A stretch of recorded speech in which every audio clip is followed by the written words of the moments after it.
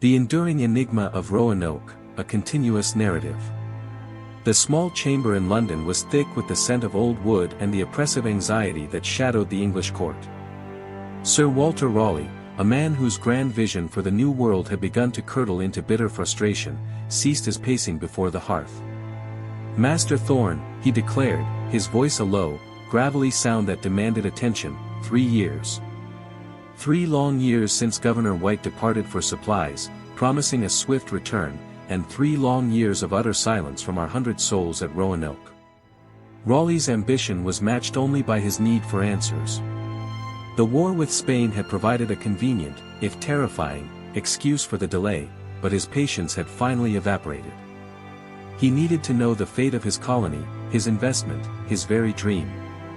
Elias Thorne, a cartographer known for his meticulous mind and sharp observation, was the man Raleigh now pinned his hopes upon. "You will sail with Captain Davies on the Sea Serpent," Raleigh commanded, his expression hardening. "Find them. Bring them back, or tell me what befell them. And if you find treachery, I expect you to uncover it. Do not return empty-handed." The voyage across the churning, indifferent Atlantic was a monotonous stretch of hardship, giving Thorne ample time to wrestle with the chilling possibilities, plague, famine, or the harsh, untamed wilderness. He pored over the crude charts, seeking any scrap of knowledge that might explain a mass vanishing. When the low, verdant coastline of the New World finally emerged from the morning mist, the sight brought a tense relief to the crew. But as the Sea Serpent navigated the treacherous shoals toward Roanoke Island, the expected signs of life, the palisade walls, the curling smoke of chimneys, were conspicuously absent. The island was veiled in an unnatural, profound silence, not the quiet of peace, but the quiet of something deeply, irrevocably wrong. Thorne, along with a small, armed party, landed on the sandy shore. The air was heavy with the smell of pine and salt, yet devoid of the essential sense of human habitation, no cooking fires, no murmur of voices, no distant ring of an axe. The gate to the palisade stood ajar, an unsettling invitation into a forgotten world. The scene inside was one of bewildering desolation and eerie order. The colony was empty. Not ravaged, not burned, but carefully dismantled. The houses, built with such hope, were gone, their boards stacked neatly as if prepared for transport. Only the stout timbers remained, forming ghostly, skeletal foundations. There were no scattered belongings, no signs of panic, no remnants of a struggle, and crucially, no bodies, no graves. This was not the aftermath of battle, nor a sudden epidemic. This was a planned, deliberate departure. Methodically, Thorne searched the deserted camp, noting the absence of scattered belongings. The colonists had taken their most valuable possessions, their stores, their weapons, and likely their most cherished items. His gaze finally settled on a large, weathered palisade post. Carved deeply into the wood was a single, unambiguous word, Croatoan. A less distinct etching of CRO was found on a nearby tree. Thorne knelt, tracing the letters. Croatoan was the name of a nearby island, home to a friendly native tribe led by the trusted ally Manteo. It was a message, but its simplicity was unsettling. Why no detailed instructions for Governor White, who was expected with supplies? Why not a more explicit directive? Thorne mentally reviewed the instructions Governor White had left.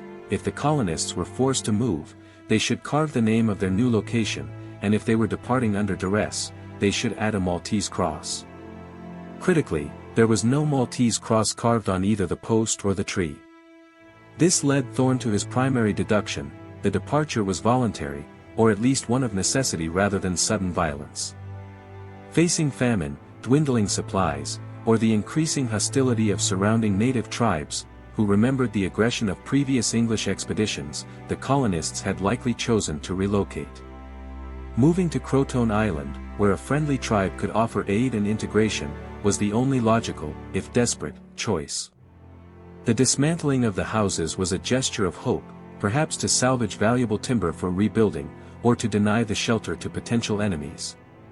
However, the lack of definitive proof was maddening. As the sun began to sink, Casting the desolate fort in hues of orange and purple, Captain Davies approached, his face grim. A fierce storm was brewing, rapidly darkening the southern sky, the direction of Croatoan. "Master Thorn," Davies urged, "we must depart before we are trapped in these treacherous shoals. We cannot risk a journey to Croatoan Island in this weather. To press on would be to gamble the lives of his crew and the very ship that carried the only evidence back to England." With a profound sense of failure, Thorn gave the order to retreat.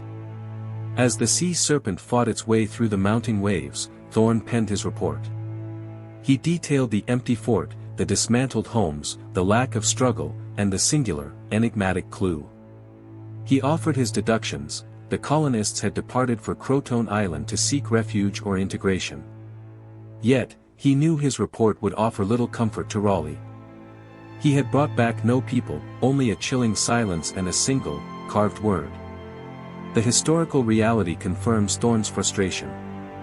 When Governor White finally managed to return to Roanoke in 1590, his journey delayed by the entire Anglo-Spanish War, he found exactly what Thorn found. He was also prevented by severe weather and crew sickness from reaching Croatoan Island, sealing the mystery.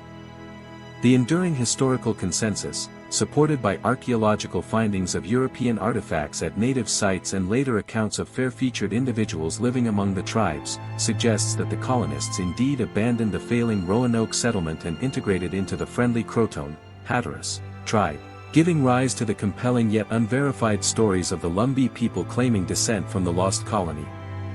The fate of the 115 colonists remains one of America's most captivating and agonizing historical enigmas, a mystery sealed by a single, simple word carved into a post: Croatoan.